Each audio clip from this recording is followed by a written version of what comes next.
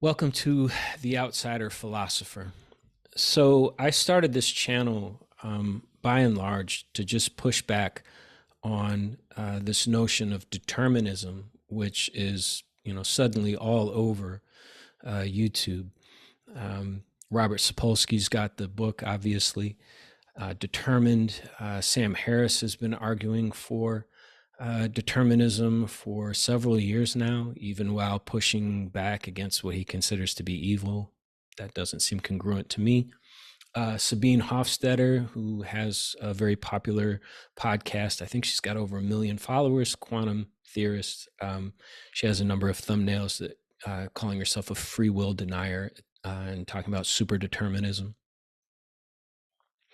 And so I've been pushing back against Robert Sapolsky, and those have been some of my more popular videos. And uh, some people have encouraged me to reach out to him to see if he'd come on my very, very small channel and let me interview him. I did do that, and I did get his publicist at whatever publishing company he's with. They were nice. They got back to me right away, but he's too busy. Hopefully, perhaps he will see that email personally himself. He strikes me as a very intellectually honest kind of guy, kind of iconoclastic. Maybe he would, enjoy taking on the small guy. What I would do with that opportunity is instead of doing, sort of the same interview that's been done over and over and over again, I would like to pose to him a series of thought experiments that I've come up with thinking about this issue and see if he could beat those. My last video was called, my personal challenge to Robert Sapolsky. And I came up with a thought experiment that I think holds at a very deep logical level, which would show that in order to prove that determinism was the truth, something would have to stand outside of the universe to make that judgment. Superdeterminism would not allow anything to stand outside of the universe to make that judgment. In other words, the universe is just one system, and there's only one causality, which is the conservation of momentum passing through the particles from the beginning to whatever the end might be. So it's all one system. But to understand the truth or falsity of that system, something must stand outside of that causation to make that judgment. That's basic Gödelian logic, Kurt Gödel's incompleteness theorems. That's what that shows, is that something must always stand outside of the system to understand the system. And that's just one of 3, 4, maybe 5 different thought experiments I have that I would like to pose to Robert Sapolsky. However, right now, that's not an option. So I was driving in my car today when this debate between he and Daniel Dennett came on. And I thought, well, hey, I'll go home, and what I'll do is do a reaction video and give my thoughts, blow by blow, and push back. And I listened to just a little bit of it, and I was like, no, we'll just do that when we get back. But it's just like right out of the gate, I can show you where he makes certain assumptions, and he's making certain tacit appeals, sort of a backdoor appeal to free will itself, while arguing that free will doesn't exist. And I think with a guy like Sapolsky, if you're a layperson and you're suspicious of his claim, don't get drawn into the fog. In other words, what does this mean at the end of the day? What it means at the end of the day is, how do people, take this information and integrate it into their own psyches and carry that forward into life? I don't think Sapolsky really understands how dangerous what he's doing is. And if you want proof of that, there's a Sam Harris podcast episode. I think it's called his Final Thoughts on Free Will. And he does this really absurd thing too, where he's got like this disclaimer at the beginning where he says, you have to be the judge of whether or not you're ready to hear this message, which is that you don't have free will and there couldn't be a judge. It's like, I can't believe that he would do something that absurd. But when you read into his comments, it's clear why, because there are people for whom the thought of no free will has driven them to the edge of suicide. Um, and uh, so these are extremely important topics, and there's something about the human psyche that even if one isn't a trained academic or philosopher, still can um, understand at a deep level what the implications would be. And so what I'm saying is that you listen to a guy like Robert Sapolsky, and he'll make a bold claim that there's no free will. And then he'll start to draw you into what I call the fog. And that is this, it's not convoluted, but it's just such an overwhelming amount of information that what you're going to do if you naively sort of follow him in that path is allow yourself to get overwhelmed with just how vast the subject is, and give up. And then, and that's okay if you believe what Robert Sapolsky is saying and that makes you feel good. But if you believe what Robert Sapolsky is saying and that leaves you with some sense of dread and unease, then that's sort of like allowing a poison into your soul based on somebody's authority, who may not really actually understand what they're talking about. So let me just dial this up. Okay, so just to start with a very subtle, nuanced stance, I think there is no free will whatsoever. I think that is abundantly clear. And on top of that, I think if people started believing that, it would be a far more humane world. This would be Okay, so in a number of my other episodes, people have accused me of creating a straw man in saying that Sapolsky believes that there's no free will at all. But there you have it from his own mouth. He doesn't believe there is any free will at all. And then he makes what I would consider to be, probably using this term wrong, a non sequitur. It does not follow that then we would have, we would live in such a better world. Let me back that up and see exactly what it is that he says there. I think there is no free will whatsoever.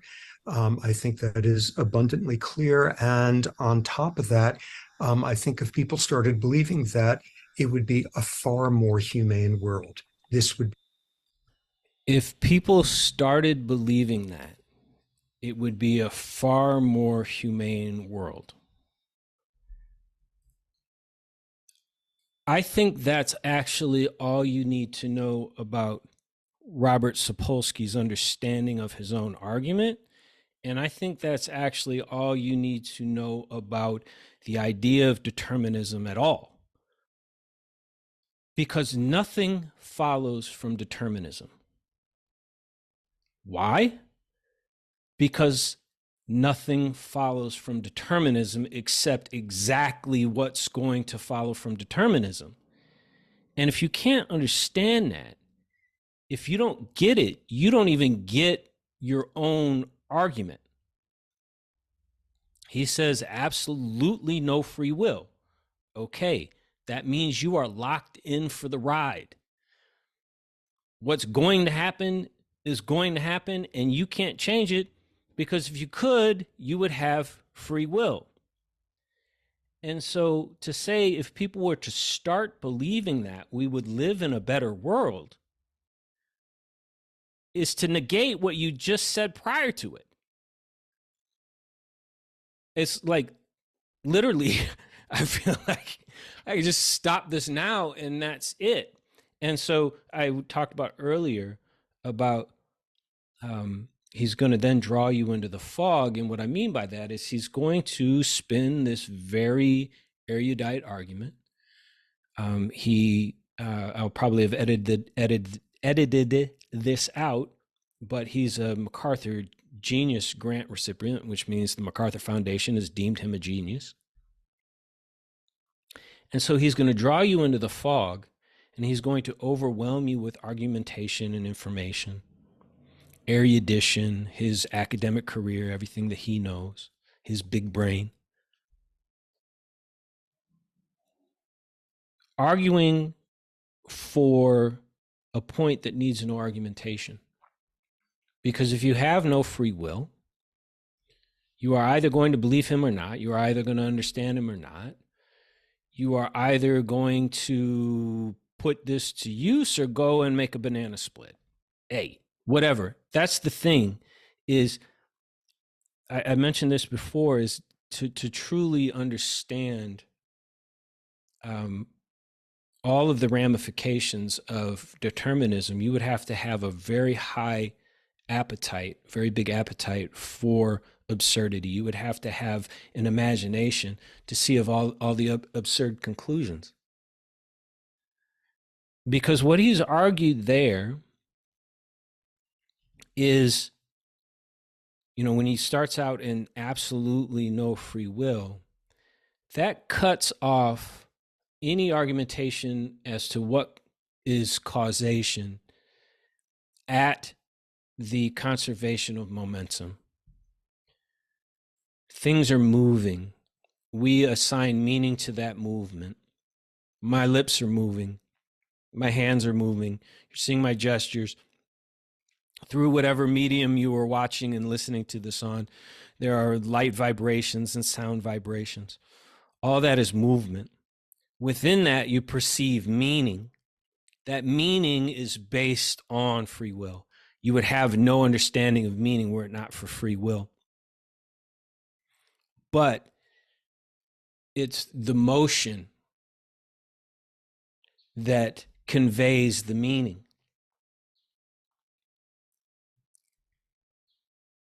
When he argues strictly, austerely for no free will, what he's saying is that you are just a domino in a long chain, and things are going to fall exactly as they're going to fall. And so then this appeal that if people were to start believing that is just a coded way of saying if people were to use their free will to start believing that. There is no if statement if the future is fixed. If statements are possibility statements. Possibility statements are inherently statements of free will, one or the other. There is no binary without free will.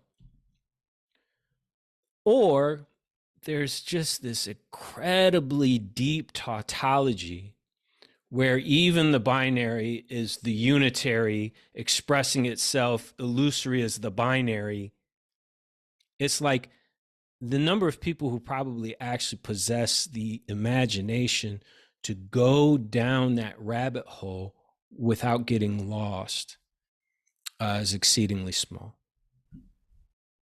A very good thing.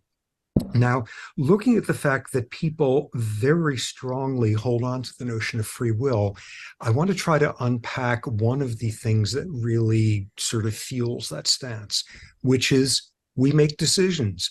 We make choices. We sit there, we choose vanilla over chocolate ice cream. We choose to pull a trigger or not to do so. We are full of intent at that moment, and we make a choice. And there is something intuitively truly seductive about that. Okay. So think about the word that he just used there. There's something intuitively truly seductive about that.